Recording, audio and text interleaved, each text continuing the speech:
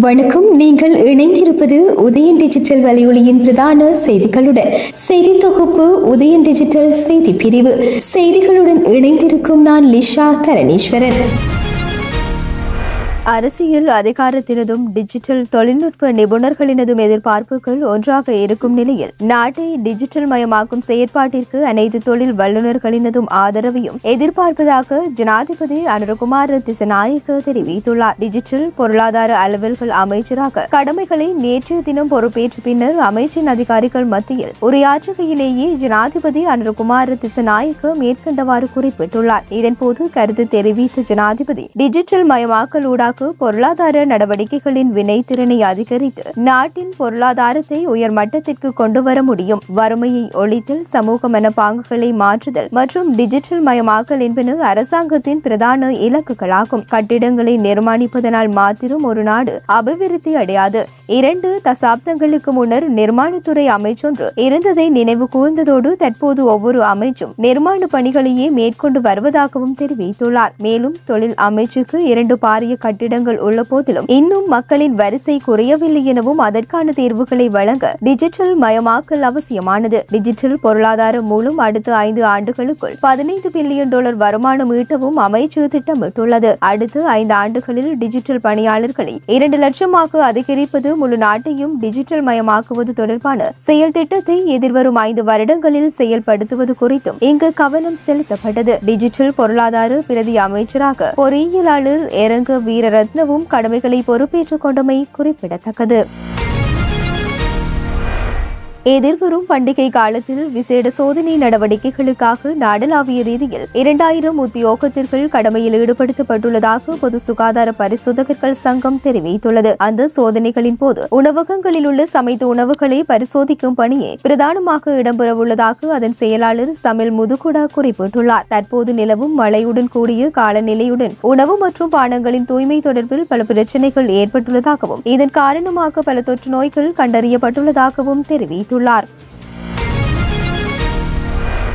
யாழ்ப்பாணத்தில் சவர்க்காரத்தில் கால் வழுக்கியதில் சிறுவன் ஒருவன் கிணற்றில் விழுந்து உயிரிழந்துள்ளான். இருபாலை கிழக்கு இருபாலை பகுதியை சேர்ந்த நிரோசன் விமாத் என்ற சிறுவனை இவ்வாறு உயிரிழந்துள்ளான். சம்பவம் குறித்து மேலும் தெரிய வருகையில் கடந்த 23ஆம் திகதி குறித்த சிறுவன் அயல் வீட்டு சிறுவனுடன் விளையாடிவிட்டு வாளியை கொண்டு கிணற்றில் இருந்து தண்ணீர் எடுத்து கை கழுவியுள்ளான். இதன்போது சவர்க்காரும் கீழே விழுந்த நிலையில் சவர்க்காரத்தின் மீது கால் மிதிப்பட்டதில் வழுக்கி கிணற்றினுள் விழுந்துள்ளான். இந்த நிலையில் குறித்த சிறுவனை மீட்டு யாழ்ப்பாணம் போதனா மருத்துவமனையில் சேர்ப்பித்தனர். இருப்பினும் குறித்த சிறுவன் சிகிச்சை பலனின்றி இன்றைய தினம் காலை உயிரிழந்துள்ளான். அவனது சடலம் மீதான மரண விசாரணைகளை திடீர் மரண விசாரணை அதிகாரி நமசிவாயம் பிரேம்குமார் மேற்கொண்டார். உடற்கூற்று பரிசோதனைகளின் பின்னர் சடலம் உறவினர்களிடம் ஒப்படைக்கப்பட்டுள்ளது. இலங்கை கடற்பரப்பில் அத்துமீறி நுழைந்து மீன்பிடியில் ஈடுபட்ட நிலையில் தலைமன்னார் கடற்பரப்பில் கைது செய்யப்பட்டு 14 ராமேஸ்வர கடற்றொழிலாளர்களையும் எதிர்வரும் 19ஆம் திகதி வரை விளக்கமறியலில் வைக்க உத்தரவிடப்பட்டுள்ளது. குறித்த உத்தரவை மன்னார் நீதிவான் நேற்றைய தினம் பிறப்பித்துள்ளார். ராமேஸ்வரம் மீன்பிடி துறைமுகத்தில் இருந்து கடந்த 4ஆம் திகதி காலை மீன்பிடிக்க சென்ற கடற்றொழிலாளர்கள் இலங்கை கடற்பரப்பில் அத்துமீறி மீன்பிடித்துக் கொண்டிருந்த நிலையில் தலைமன்னார் கடற்படையினரால் நேற்றைய தினம் அதிகாலை கைது செய்யப்பட்டனர். 2 இந்திய இழுவை படகுகளில் மீன்பிடியில் ஈடுபட்டு 14 இந்திய கடற்றொழிலாளர்களே இவ்வாறு கைது செய்யப்பட்டனர். இந்த நிலையில் கைது செய்யப்பட்டு கடற்றொழிலாளர்கள் மற்றும் இழுவை படகுகளும் தலைமன்னார் கடற்படை முகாமில் ஒப்படைக்கப்பட்டுள்ளனர். இதனை அடுத்து தலைமன்னார் கடற்படையினர் விசாரணைகளின் பின்னர் குறித்த கடற்றொழிலாளர்களை நேற்றைய தினம் மதியம் மன்னார் மாவட்ட கடற்றொழில் திணைக்கள அதிகாரிகளிடம் ஒப்படைத்தனர். கடற்றொழில் திணைக்கள அதிகாரிகள் விசாரணைகளின் பின்னர் மாலை மன்னார் நீதிமன்றத்தில் முன்னிலைப்படுத்தப்பட்டனர். இதன்போது விசாரணைகளை மேற்கொண்டு மன்னார் நீதிவான் குறித்து 14 இந்திய கடற்றொழிலாளர்களையும் எதிர்வரும் 19ஆம் திகதி வரை விளக்கமறியலில் வைக்க உத்தரவிட்டுள்ளமை குறிப்பிடத்தக்கது.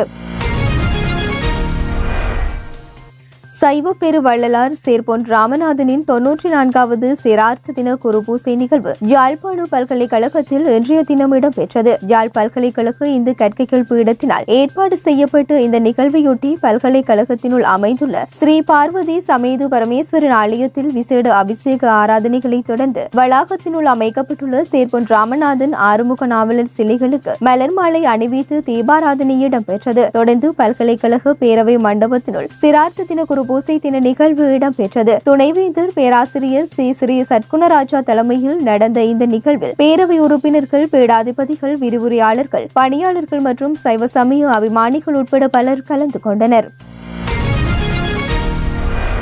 சட்டமேதை அம்பேத்கரின் நினைவு நாள் இன்று அனுஷ்டிக்கப்படுகின்றது. இதையொட்டி நாடாளுமன்ற எதிர்க்கட்சித் தலைவரும் காங்கிரஸ் எம்பியுமான ராகுல் காந்தி தனது எக்ஸ் தள பதிவில் பாபா சாஹேப் டாக்டர் பீம்ராவ் அம்பேத்கரின் நினைவு நாளில் அவருக்கு எனது பணிவான அஞ்சலி. சமூக சமத்துவம், நீதி மற்றும் உரிமைகள் ஆகியவற்றின் அடிப்படையிலான பாபா சாஹேப்பின் அரசியல் அமைப்பு நாட்டு மக்களுக்கு மிகவும் சக்தி வாய்ந்த கருவியாகும். அதை பாதுகாப்பதில் நான் எப்போதும் உறுதியுடன் இருக்கின்றேன். அரசியலமைப்பு சட்டத்தை உருவாக்கியவருக்கு எனது வணக்கம்.